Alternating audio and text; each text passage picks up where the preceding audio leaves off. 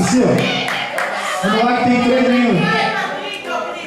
Eu tô explicando pra eles aqui pra não ter que explicar pra vocês na próxima, entendeu? Vocês vão entrar aqui e já vão fazer. Vai, Petri. Essa daqui eu acho que era na minha mão pra me dar ele, porque ele vai ficar... Ele quer mastigar logo. Tá certo. Olha só, Patrick, o Ederson, o Wellington, à medida que vocês forem completando, vocês saem daqui para liberar espaço pro Gabriel, entendeu? Porque ele vai precisar de muito espaço. Não, é porque ele não enxerga, ele tá enxergando. Vai, Patrick! Entendeu? Eu vou começar, hein, Patrick? Você tem que pegar um dos 3 que tá aí dentro, mastigar com muita força e fazer pelo menos uma bola. Não pode deixar voar, não, hein? Vamos lá?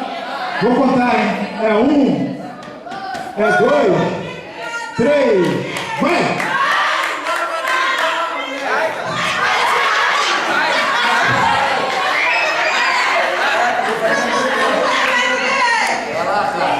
Isso aí, pô. Vai cavando com a boca, não mexe a boca toda não, pô. Cava isso.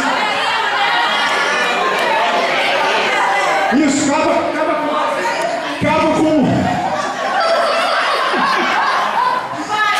com peixe, Patrick. Cava com peixe, moleque.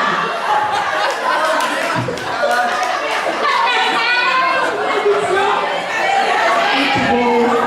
Cava com peixe, Patrick.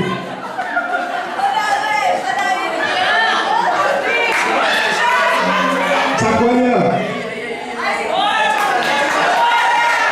Vai, Patrick!